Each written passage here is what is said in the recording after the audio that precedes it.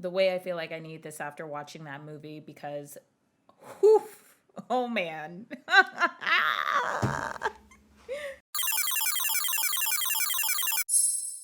Welcome back to the Pretty Brown and Nerdy channel. I'm Jasmine, here with a movie review of Wonder Woman 1984, starring Gal Gadot, Kristen Wiig, and Pedro Pascal, directed by Patty Jenkins. This is a sequel and continuation of the Wonder Woman story, fast-forwarding to 1984, where Diana is keeping a low profile, curating ancient items and artifacts while also fighting crime incognito in the world. This movie, I don't know what else to tell you. This movie is a huge dumpster fire. I have never been so disappointed. No, let me skip, because there's been many sequels that I've been disappointed in, but I think more so this is very disappointing given the way that things left off in the previous Wonder Woman movie. Wonder Woman was solid. I was very happy with the way Patty Jenkins handled that movie. Gal Gadot really showed us that she could play Wonder Woman. I know at first a lot of us were really skeptical about her taking on the role of Diana, and she really floored us all in the first movie by doing really well. And then all of a sudden we get this movie. I really don't know what happened. It went from like 100 to just the lowest tier and complete disappointment. Now, I don't want to really spoil many things about this. If you would like to subject yourself through that 2 hours of this movie, was way too long and definitely could have had some time tacked off of it. I think the most disappointing part of this movie is the characters and the way that they're written. There's so many inconsistencies, especially given how Diana is and her personality within this movie. If she even has a personality to begin with. Diana is obviously still shattered by the events of what happened with Steve Trevor. She's not over it. She literally goes about her life being just depressed and woe is me, and closed off to the entire world about everything, because the one thing that is missing from her life is her wonderful boyfriend, Steve Trevor, who died tragically in a plane, sacrificing himself for the greater good. Okay.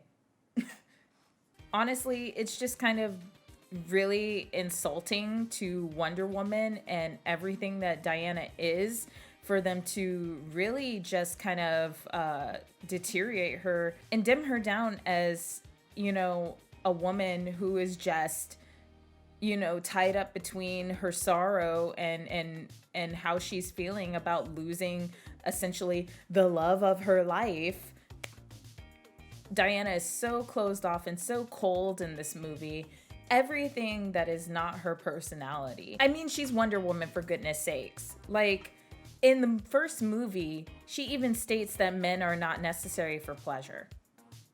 Like, all these inconsistencies. I can understand that she would have been greatly sad about like the events that occurred with Steve Trevor, but I don't think like Diana, especially the Wonder Woman character, would not go about her life like, you know, 50 some odd years later still being hung up about this dude. Like, I mean, really, was the D that bomb girl? Like, she's so mean and cold to everybody, even down to like her interactions with Kristen Wiig's character as Barbara / Cheetah. She's just like, the way that she does things, and the fact that she literally leaves this girl to potentially get sexually assaulted and saves her, and then literally does not walk her home after everything happens, is just like... And we even start off the movie with, you know, some cheesy, of course they got to be in the mall because it's the 80s, and we start off with, you know, the cheesy, campy, like 80s, you know, superhero type stuff, which, you know, wasn't like that bad. I didn't really have a problem with that.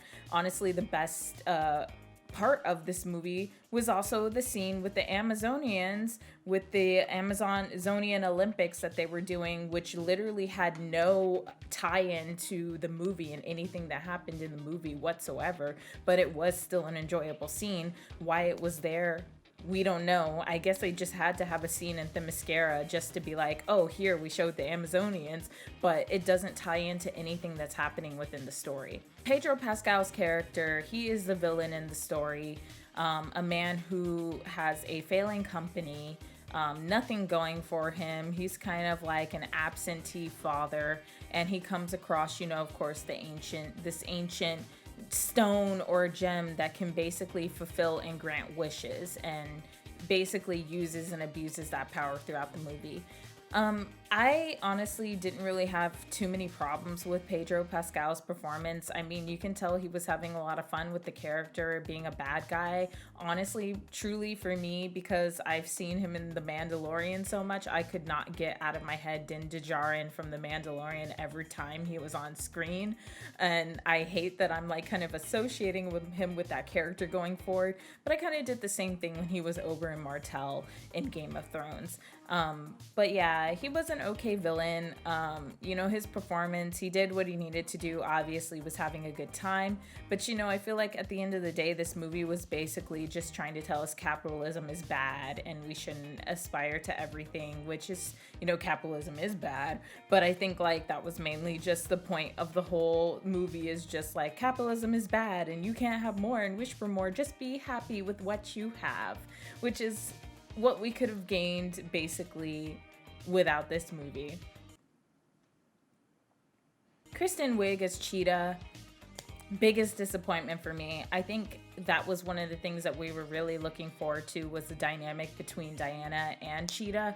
And honestly, it was very disappointing for me.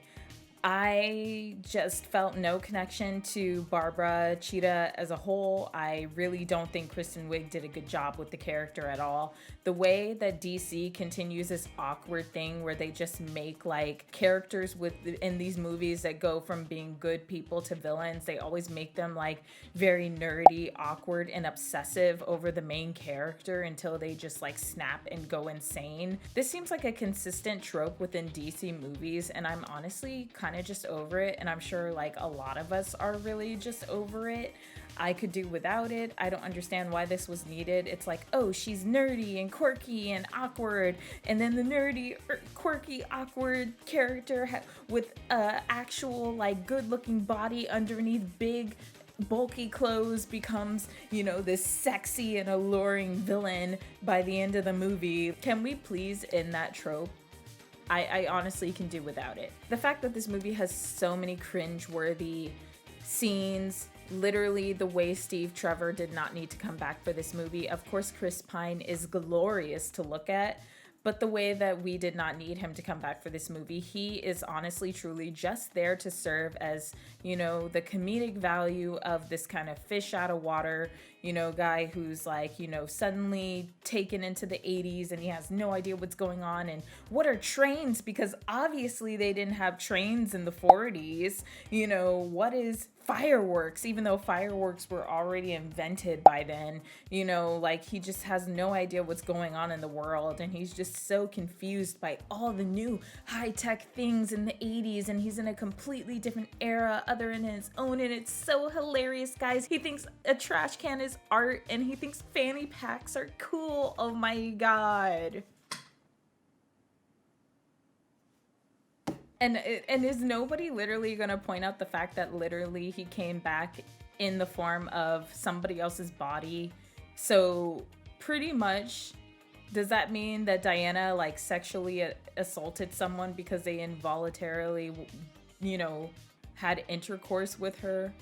Oh, wow. I am disgusted. You better talk to her before I do, because I'm hurt her feelings. And also, there's so many cringe-worthy scenes in this movie. Like, there's literally a scene where they're in Egypt, and of course they had to put the yellow Middle Eastern filter that they put on like every American movie when they're in some form of the Middle East, even though Egypt is in Africa, but we don't expect them to know the difference. And the fact that everybody they casted in that scene is either like an evil person, a terrorist, or a soldier for an evil person is just cringeworthy. There's literally a scene where Wonder Woman saves like 2 kids from getting hit by a truck playing soccer in the middle of the street, and she uses a missile to propel herself with her lasso to get there in time to save them from the truck.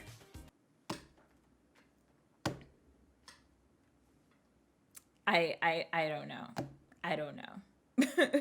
There's barely any action in this movie. All the action scenes that you're going to see in this movie are all in the trailer for the movie. Literally all of them.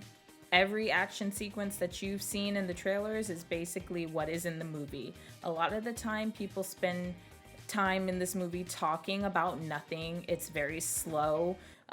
Literally, there was a moment where we were like 40 minutes into the movie and I looked at my phone and I was like, are we still at the beginning of the movie? Or is this gonna get any more interesting?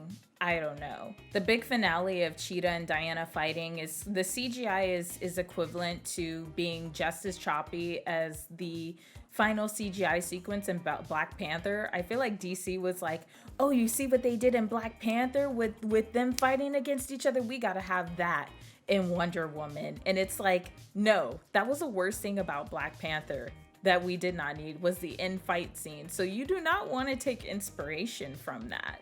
But they did. It was clunky, CGI heavy, and just bad. The whole entire fight sequence between Cheetah and Wonder Woman, which was supposed to be Cheetah's big debut because she spends the whole movie basically not Cheetah until the very end of the movie. And the way that she turns into Cheetah is she tells Pedro Pascal's character, who is the villain of the movie, because, oh, by the way, he turns himself into the stone, so now he can grant wishes for people at the end, and literally tells him that she wants to be an apex predator. So I guess for some reason that means, okay, turn her into a cheetah. So the way that the whole origin story of Cheetah is just changed into something completely like ridiculous and just campy in this movie.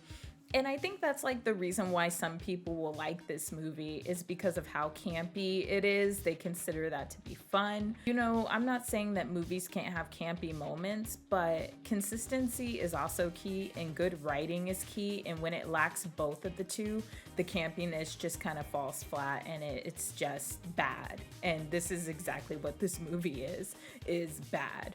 I honestly have no other positive things to say about this movie. I mean, if you want to subject yourself to 2 hours of hell, go for it. But this is probably one of the more disappointing DC movies that I've ever seen. Suicide Squad, I will say, was even better than this movie. And that says a lot, to be completely honest with you. But I want to know what you guys thought. Have you seen Wonder Woman 84? Do you plan on seeing it? If you have seen the movie, what did you think about it? Let me know in the comments. And as always, don't forget to like, share, and subscribe. All the links will be in the description below. And I'll catch you guys on the next movie review.